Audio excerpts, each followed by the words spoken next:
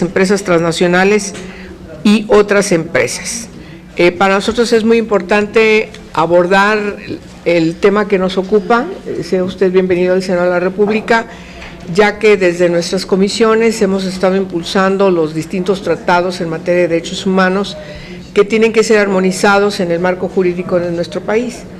Hemos abordado el gran abanico que tiene que ver con los derechos humanos de todas las personas desde que nacen hasta que fenecen, cualquiera que sea su característica. Hemos impulsado reformas importantes antidiscriminatorias y de promoción de los derechos humanos para que logremos concretar desde las leyes, principalmente desde la Constitución y las leyes secundarias, todos los tratados que México ha aprobado. En ese aspecto nos parece muy relevante que hoy les tengamos aquí en el Senado de la República para abordar uno de los temas que tengo que decir son bastante novedosos para el mundo y por supuesto también muy novedosos para México. El lograr que los principios que tienen que ver con la promoción de los derechos de todas las personas, particularmente los que tienen que ver con las empresas nacionales y otras empresas, la promoción de los derechos humanos de quienes participan en estas empresas y no sufren ningún tipo de discriminación y pongan en una relevancia a todas estas empresas como un ejemplo a seguir por otras que todavía pudieran tener resistencias o que quisieran pensar que no hay que incluir este enfoque de derechos humanos en las empresas. Nos parece muy relevante que Naciones Unidas esté trabajando desde este grupo de trabajo y sobre todo en el diseño de estos principios. Tenemos que informarles que desde Naciones Unidas y a partir de la representación de México en la Organización de Naciones Unidas y sobre todo a partir del conocimiento del gran trabajo para el diseño de estos principios, hay, como usted ya está informado, un avance relevante por parte del gobierno mexicano que se está dirigiendo desde la Cancillería mexicana para integrar un plan nacional de México que pueda concretar estos principios. Sabemos perfectamente bien que en el ámbito de la vinculación con los tratados internacionales, no quiere ponerse en los aficionados, está bien, bien. En función del reconocimiento de los tratados internacionales, hay por parte de los estados una vinculación que nos obliga en el momento de que aprobamos los tratados internacionales, nos obligamos a concretar esos preceptos en nuestro marco jurídico y en general en todos los aspectos que tienen que ver con la vida cotidiana de las personas, porque de eso tratan los derechos humanos, que se concreten en la cotidianidad, su reconocimiento, su prevención, su ejercicio, su garantía, que se reconozcan en la cotidianidad de la vida de todas las personas, sin ningún tipo de discriminación. Hoy tenemos estos principios, si bien no se trata de un tratado internacional que nos vincule, sí tiene una relevancia porque concretan preceptos y lineamientos de compromisos y de objetivos que tienen que ir cambiando también en un ámbito empresarial para que no tengamos en nuestra sociedad ningún aspecto que no sea atendido, ningún foco rojo o ningún vacío que se pueda constituir como un hoyo negro en donde ahí hay permisividad que se está permitiendo, vaya la redundancia, por parte de las autoridades que tienen que garantizar que se respeten integralmente los derechos humanos.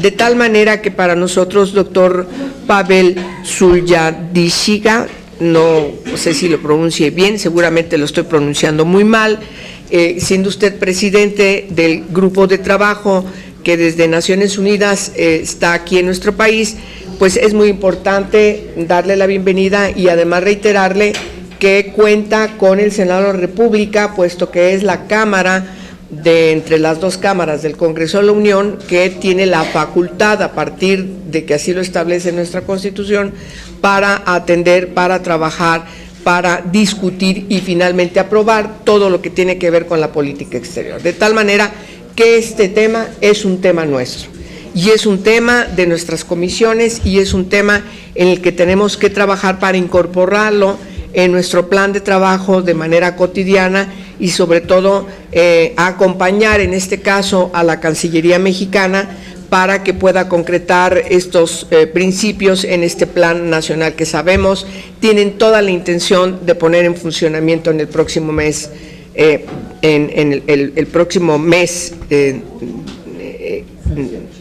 el próximo mes, ya en creo que en este año. Ahora a finales de septiembre o octubre, lo cual nos parece muy trascendental. Y por supuesto, habrá que hacer ajustes que tendrán que impactar a las leyes y tendríamos que actuar en ese sentido en consecuencia para garantizar la igualdad entre mujeres y hombres. Es muy importante que estos principios, en el caso de México, sigan la ruta que hemos iniciado nosotras para dar una perspectiva de género y además de que se reconozcan todos los derechos laborales y los compromisos de las empresas para garantizar los derechos humanos. De manera muy particular queremos enfatizar dos cuestiones que nos preocupan. La primera, ya lo dije, la perspectiva de género, el reconocer de manera clara y precisa que no haya discriminación por ninguna condición, mucho menos la condición de género en el caso de las mujeres, para que gocen de los mismos derechos que los hombres en las empresas y sobre todo también el otro aspecto que es de una gran preocupación, garantizar que todas las empresas no tengan ningún resquicio que pueda vulnerar, que pueda trastocar los derechos de las personas menores de edad. Nosotros acabamos hace poco de aprobar el convenio 138 de la Organización Internacional del Trabajo, donde enfatizamos que la admisión del trabajo es a 15 años, pero en la Ley Federal del Trabajo establecemos que quienes son mayores de 15 años y menores de 18 años no realicen una serie de trabajos que pueden ser peligrosos para su desarrollo, de tal manera que ninguna empresa de ningún tipo, y sobre todo en estas empresas nuevas que se están desarrollando en nuestro país, sobre todo en el ámbito agropecuario, tienen que trabajar a la par de estos lineamientos de Naciones Unidas, también no solamente las grandes transnacionales, sino todos los ámbitos empresariales que puedan estar manejándose sin tomar en consideración que tenemos un compromiso inalienable con los derechos humanos, de tal manera que sin más le damos la bienvenida y por supuesto le cedo la palabra porque nos importa mucho escuchar su mensaje, si es usted tan amable.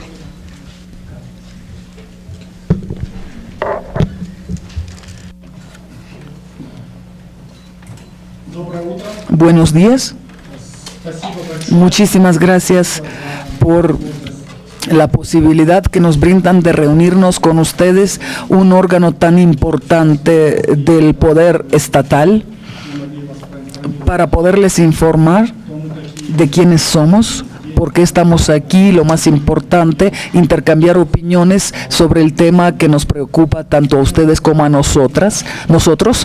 Me llamo Pavel Sulianziga, soy el presidente del grupo de trabajo. Mi apellido se pronuncia correctamente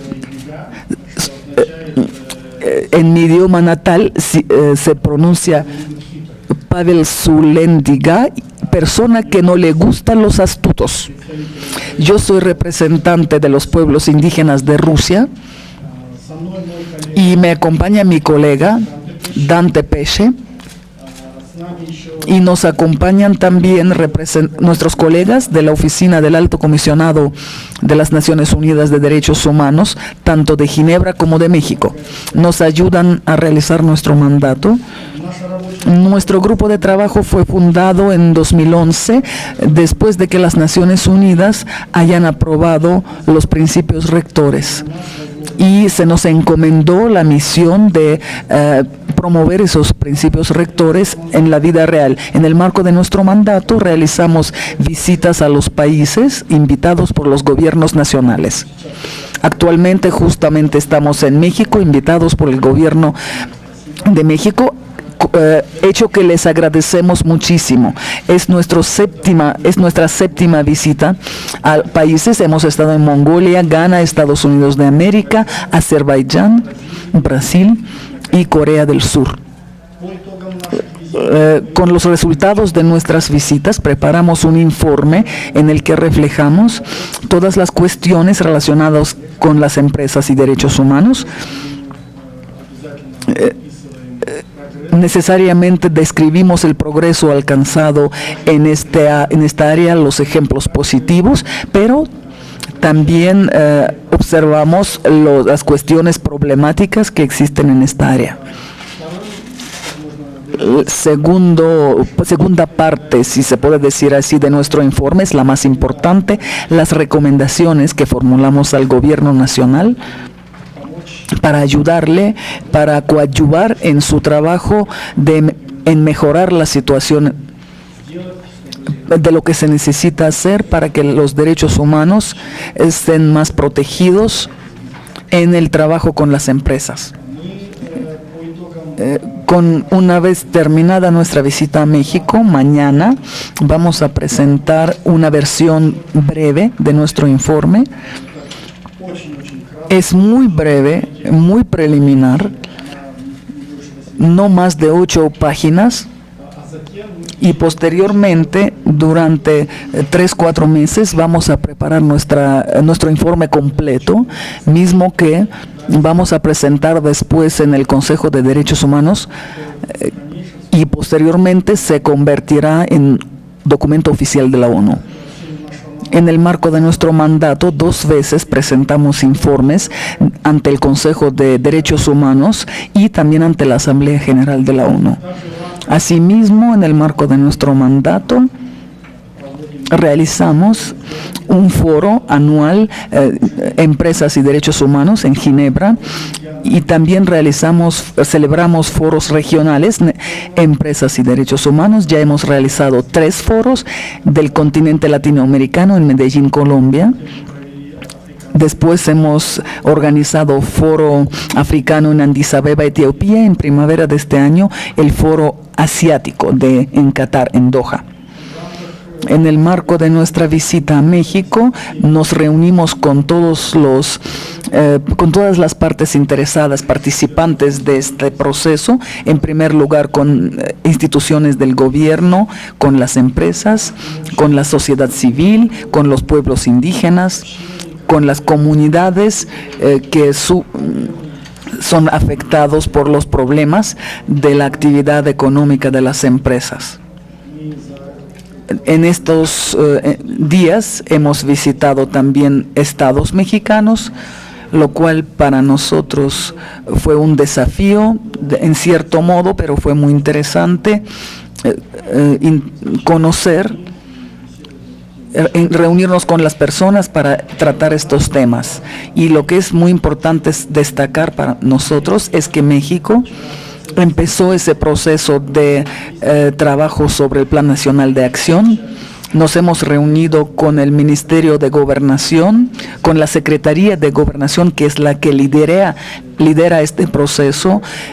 Nos reunimos con el grupo de trabajo intersecretarial que está dedicado, y nos parece que es un proceso muy constructivo, interesante, y también esperamos poder coadyuvar en ese trabajo de crear el Plan Nacional de Acción por parte de nuestro grupo de trabajo. Ahora quisiera cederle la palabra a mi colega Dante. Dante les va a hablar con más detalle sobre los principios rectores en los que se basan las actividades de nuestro grupo de trabajo. Muchas gracias, Pavel. Muchas gracias, senadora y los demás asistentes a esta reunión. Mi nombre es Dante Pelle, soy miembro del grupo de trabajo. Somos 5 miembros del grupo de trabajo que actualmente preside Pavel. Soy de Chile y soy el miembro de Latinoamérica y el Caribe que forma parte de este grupo de las Naciones Unidas. Los principios rectores fueron negociados entre el año 2006 y 2011, por lo tanto es un proceso que se inició hace 10 años y luego de ser negociados durante 5 años en un proceso participativo internacional, fueron aprobados unánimemente en el marco del Consejo de Derechos Humanos de la ONU. Por lo tanto, todos los países miembros de las Naciones Unidas, no hubo ninguna voz discrepante, aceptaron la existencia de estos 31 principios. Estos 31 principios han sido posteriormente respaldados por las principales organizaciones empresariales del mundo. Quisiera destacar la Organización Internacional de Empleadores, que tiene 2 socios en México, Coparmex y Concamín, que explícitamente han comprometido su respaldo a los principios rectores, y en octubre del año pasado presentaron una declaración internacional comprometiendo la plena implementación de los principios rectores en el nivel nacional y a sus empresas socias. Por lo tanto, eso es muy positivo y nos alegra mucho que haya 2 organizaciones relevantes del empresariado mexicano con compromisos formales explícitos por escrito orientados a la implementación práctica de los principios rectores. Muy buena noticia. Obviamente depende de ustedes en México que esa declaración bien intencionada y que nosotros reconocemos y aplaudimos, efectivamente se traduzca en acciones prácticas que sean visibles, tangibles, lo que nosotros hemos llamado evidencia de progreso, mostrar evidencia de progreso. Ahora, los principios rectores se dividen en 3 grandes bloques, 3 pilares. El primer pilar es el rol del Estado, y curiosamente ustedes se preguntarán qué tiene que ver el Estado tan directamente con el comportamiento empresarial. Bueno, los principios rectores dicen es la obligación del Estado de proteger los derechos humanos, y en lo que se relaciona a derechos humanos y empresa tiene que ver con el marco de políticas públicas, el marco regulatorio, el marco de incentivos, pero también el conjunto de actividades económicas que el Estado lidera o controla. Por ejemplo, las empresas estatales. Y las empresas estatales se incluyen dentro de las obligaciones del Estado bajo el principio número 4, que dice se espera que hagan un esfuerzo adicional. Uno de los 2 informes que hemos hecho, que vamos haciendo anualmente, el último presentado es ¿qué significa hacer un esfuerzo adicional? Lo presentamos en junio en el marco del Consejo de Derechos Humanos, y lo que se espera es que las empresas estatales expresen la voluntad política del Estado y del gobierno en materia de derechos humanos y empresa. Es decir, antes de predicar o regular o exigir a los privados, practicar en casa.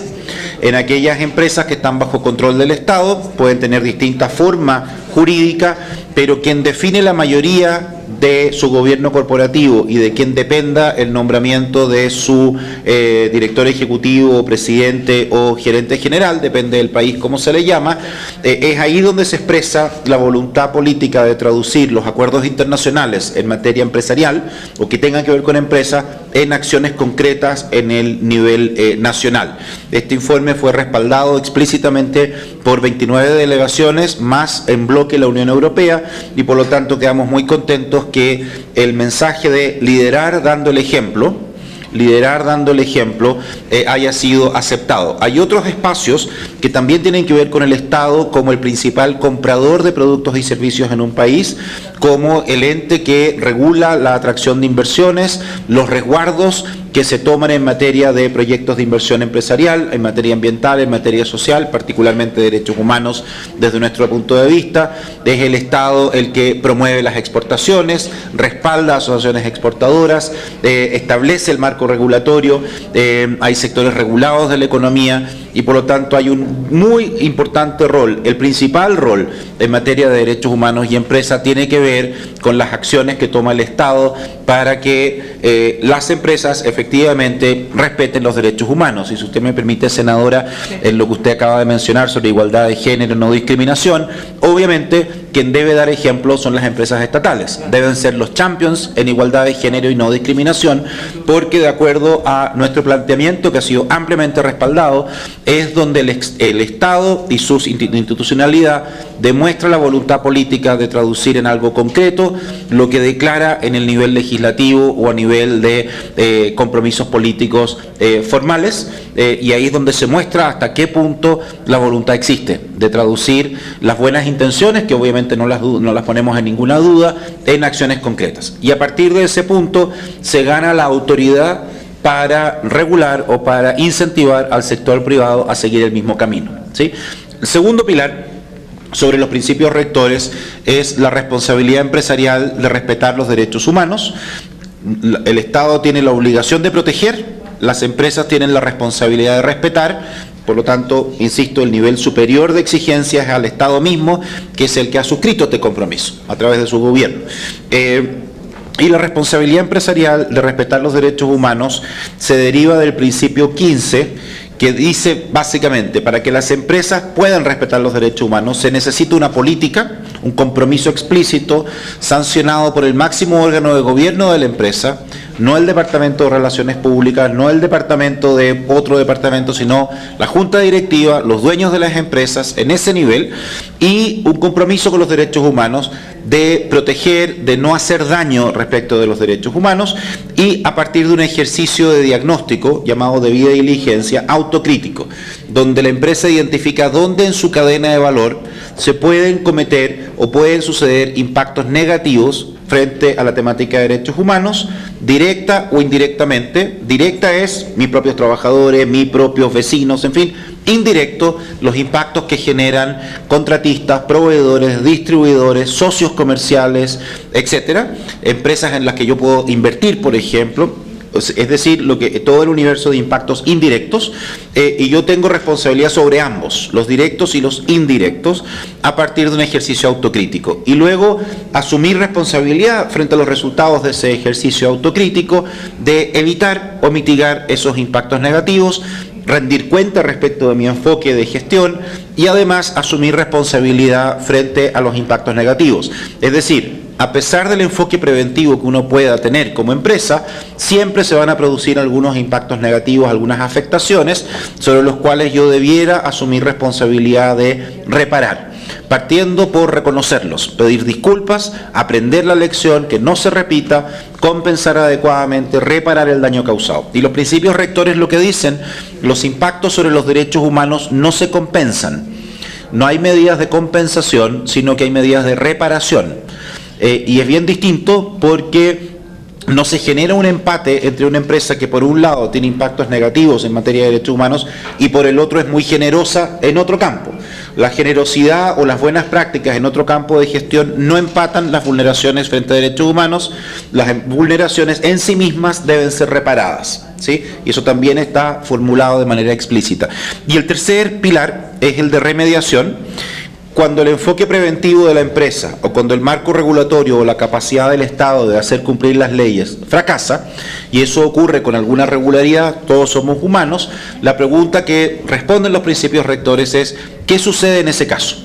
¿Qué sucede en ese caso? ¿Cuáles son los mecanismos institucionales de vía judicial o extrajudicial para permitir reparar el daño causado? Y ahí obviamente hay distintos tipos de mecanismos que tenemos que todavía ir implementando y desarrollando en los distintos países. Los principios rectores han sido integrados ampliamente a la gobernanza global. Hoy día están en las políticas comerciales europeas dentro del documento llamado Comercio para Todos, están en la Ley de Transparencia Corporativa de Europa obligatoria para sus 28 países, están integrados a las directrices de la OCDE para empresas multinacionales y sus mecanismos de resolución de conflicto, los puntos nacionales de contacto, están integrados a las normas ISO a partir de 2011 en adelante de gestión de responsabilidad social, ambiental, manejo de riesgos, están integrados a las directrices de la Corporación Financiera Internacional en materia de provisiones para inversiones, aunque ahí todavía hay un espacio de perfeccionamiento en camino, están integrados a la evaluación de riesgos, por ejemplo, de la Bolsa de Valores de Nueva York para sus rankings de sostenibilidad evaluados por la empresa suiza RobecoSAM, etcétera, etcétera, etcétera. Una larga lista de etcéteras. Lo que hablan es de un entendimiento creciente de que este es un tema relevante y que hay que integrar. Y estamos trabajando activamente en una narrativa que se llama la economía de los derechos humanos. Existe una percepción de que respetar los derechos humanos es un esfuerzo oneroso para las empresas, es complicado de hacer, es poco practicable, y la evidencia que estamos encontrando en distintas partes del mundo es que un enfoque preventivo en términos de respeto a los derechos humanos refuerza la competitividad de las empresas, la hace más competitiva, la hace más viable y sostenible en el largo plazo, mejora su reputación corporativa, mejora las condiciones de atracción de inversiones, de retención de inversiones, de atracción y retención de clientes, etcétera. Es decir, nosotros podemos afirmar que el respeto a los derechos humanos por parte de empresas es un buen negocio. No solo no es oneroso, sino que permite a la empresa ser más competitiva. Y por añadidura, a los países ser más competitivos, y obviamente estamos en un camino de reforzar la narrativa al respecto, poder demostrar este tema. Ahora, el gobierno mexicano, ya lo mencionaba Pavel, ha iniciado el proceso, y la senadora también, por supuesto, ha iniciado el proceso de desarrollo de un plan de acción nacional en materia de derechos humanos y empresas. Nosotros tenemos directrices al respecto, que sea un plan que primero el gobierno se coordine internamente y tenga un liderazgo claro, articulado, y que incluya las distintas secretarías. Hoy lo está llevando Segov, y nuestra visión al respecto es que lo está haciendo muy bien, de manera inclusiva, pero que también incluya a otras partes interesadas, el sector empresarial, privado, estatal, otros entes reguladores, etcétera, y haga un especial esfuerzo por incluir voces críticas en ese proceso. Y nosotros podemos afirmar que el gobierno mexicano ha hecho un muy buen ejercicio de integración de voces críticas, sindicales, de ONGs, y de hecho la línea base que ha encargado al gobierno para definir el plan de acción en materia del marco normativo y la capacidad de acceso a justicia ha sido encargado a una coalición de ONGs, de tal manera de asegurarse que las perspectivas que son más escépticas respecto al rol del Estado estén bien capturadas, bien integradas al diagnóstico, de manera que sobre ese diagnóstico se pueda avanzar hacia adelante. Nosotros obviamente mañana vamos a presentar nuestros resultados. No quisiera anticipar porque obviamente el protocolo indica que se lo tenemos que entregar primero al gobierno, después presentarlo en una conferencia de prensa, pero desde ya nos vemos muy claro que hay un esfuerzo que hacer de pedagogía, de entender los principios rectores, entender esta lógica de conexión con competitividad, con sostenibilidad de las empresas y del país. Hay un esfuerzo de coherencia de políticas públicas que hacer. Vemos una gran cantidad de reformas que están en distintos niveles de implementación en la dirección correcta, que además han sido respaldadas explícitamente por organizaciones de la sociedad civil, pero vemos que hay un gran desafío de articular las políticas públicas y que un esfuerzo de coherencia. También vemos una necesidad de armonizar iniciativas desde el uso del lenguaje, desde la narrativa, de cómo se armoniza en definitiva en los procesos, por ejemplo, de implementación de políticas entre el nivel federal, estatal y local. Hay áreas grises en distintos niveles, lo que genera espacios para insuficiente respeto o para un desempeño subóptimo tanto de empresas como de las propias autoridades. Obviamente desde el punto de vista político se necesita hacer un esfuerzo para integrar y conectar las dimensiones sociales, la política del Estado en general, el plan de desarrollo nacional y la dimensión económica. Las secretarías relacionadas a las dimensiones económicas, obviamente, que estén sentadas dialogando conjuntamente, y hemos identificado varios espacios donde se necesitan cambios culturales, que obviamente eso no es tan fácil de corregir. Hemos visto una cierta tradición y cultura en el que los proyectos de inversión tienden a ser impuestos de manera algo autoritaria, sin una cultura de diálogo y de conciliación o en la fase de diseño de los proyectos, que obviamente no es tan fácil de corregir eso porque la cultura de diálogo social en general no está bien instalada en la práctica cotidiana, especialmente en los países en desarrollo, todos, unos más, otros menos. También hay una tradición empresarial de insuficiente transparencia, especialmente en lo que se refiere a impactos negativos. Los impactos positivos se tienden a transparentar a través de informes de responsabilidad social, pero se tienden a omitir los impactos negativos y de cómo la empresa se hace responsable de ellos. También hemos visto que todos los temas que tienen que ver con consulta son un poco tardíos. Las normas mexicanas promueven la consulta hacia cualquier ciudadano y en particular hacia las comunidades indígenas en la fase de desarrollo de proyectos y no en la fase de diseño, y por lo tanto las correcciones que se puedan hacer esos proyectos son un poco tarde porque ya casi no se puede perfeccionar casi nada. Desgraciadamente vemos en el país un alto nivel de desconfianza instalado en prácticamente todas las más de 200 testimonios que recibimos en estos días, desconfianza en la institucionalidad, y una variable cultural, y con eso termino, tiene que ver con la implementación práctica de las reformas y de los diferentes marcos normativos que ustedes se han dado. Por ejemplo, y termino con este ejemplo, la reforma energética considera integrar a la evaluación de impacto ambiental la evaluación de impacto social. Nos parece muy bien, eso nos parece un avance muy importante. Sin embargo, la evaluación de impacto social, hasta ahora, las distintas personas que nos han presentado ese enfoque no nos han informado exactamente qué significa y qué contempla o no la evaluación de impacto social en términos de criterios, si es un enfoque que maximice las contribuciones sociales de la empresa o los beneficios sociales, o si tiene que ver con evitar impactos negativos en materia social o de personas. Obviamente, lo que dicen los principios rectores es evitar impactos negativos, pero no nos queda claro que eso esté suficientemente bien internalizado. Y las personas que tienen que llevar a cabo en la práctica, en el marco de la reforma energética, el análisis de impacto social que las empresas entregan a la autoridad de gobierno, son 2 personas para todo el país y para toda la reforma energética.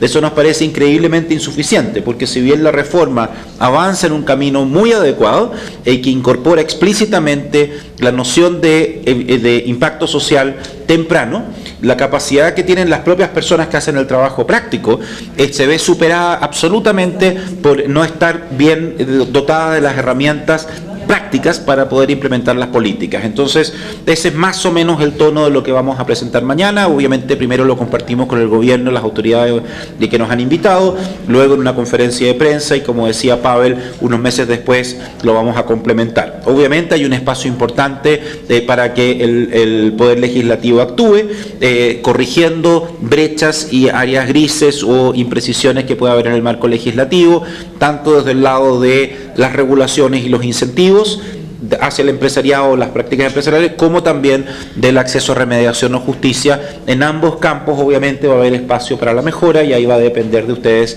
que eso lo puedan llevar adelante. Muchas gracias por su tiempo nuevamente. No, muchas gracias, Dante PC. Es un apellido italiano, se pronuncia Pesce, pero como le resulte mejor. No, yo estoy acostumbrado a que lo digan de muchas maneras, así que no me importa. Sí. Muchas gracias por la explicación de los principios y también muchas gracias por el proceso que ustedes están llevando a México. Estaremos atentas a los resultados que den oficialmente de esta visita y sobre todo que pongan exactamente en la letra cuáles son los avances y cuáles son los pendientes y las recomendaciones que hacen al gobierno mexicano, y por supuesto nosotros como parte de uno de los poderes de la Unión haremos lo que nos corresponde. Voy a darle la palabra a la senadora Diva Adamira Gastelum, que es presidenta de la Comisión de Igualdad y además secretaria de la Comisión de Derechos Humanos. Por favor, senadora, si es tan amable. Muchas gracias, muy buenos días.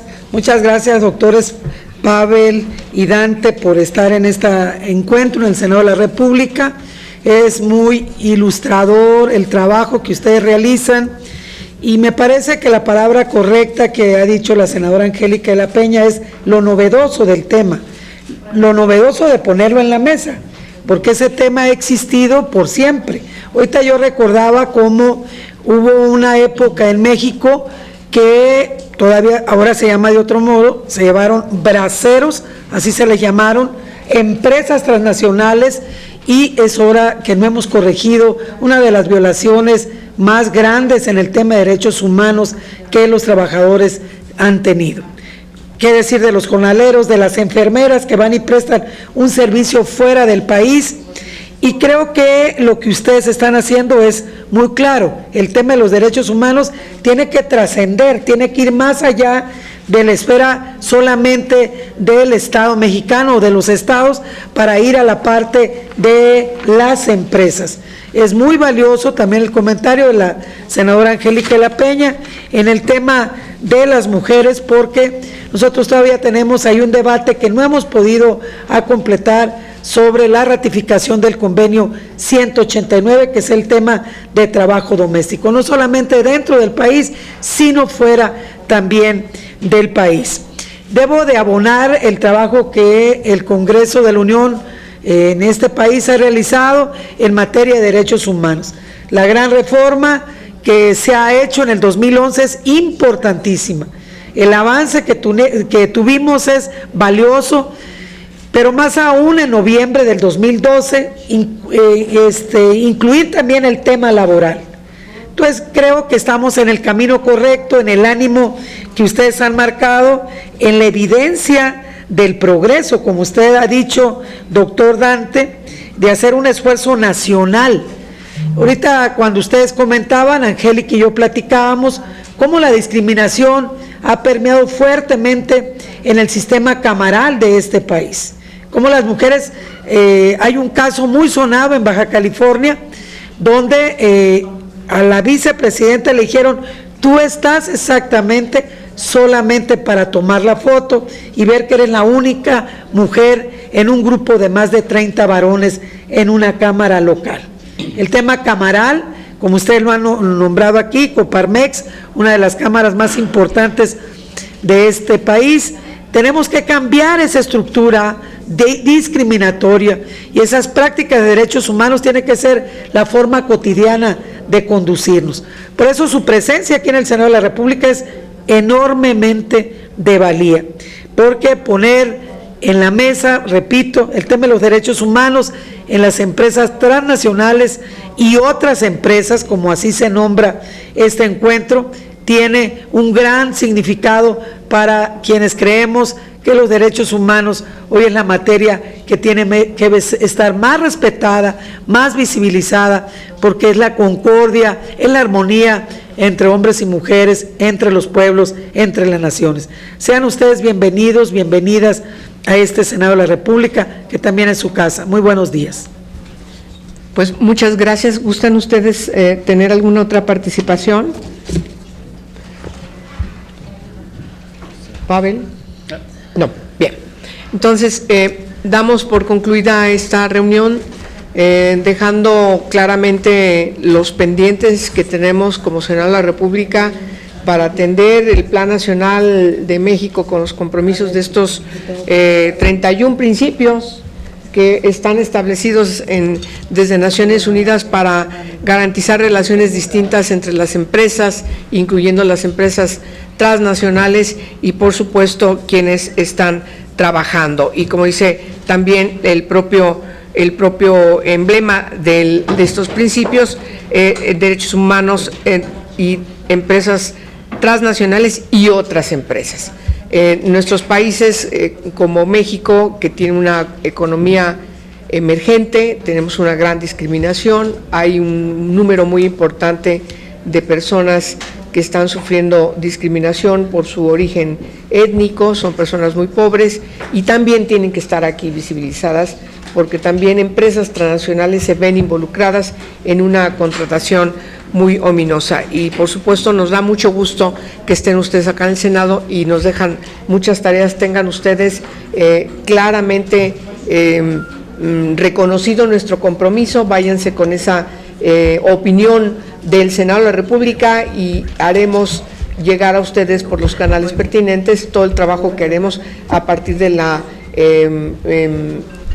estímulo y de la promoción de estos principios que nos parecen de una gran relevancia para la humanidad. Muchas gracias. Bueno, tenemos un pequeño reconocimiento del Senado de la República para ti. Sí, gracias. Y por favor, Dante, si eres tan amable. Muchas gracias. Sí, muchas gracias. Este es el otro libro, Muchas gracias. Este también. Sí, y este es para ti también.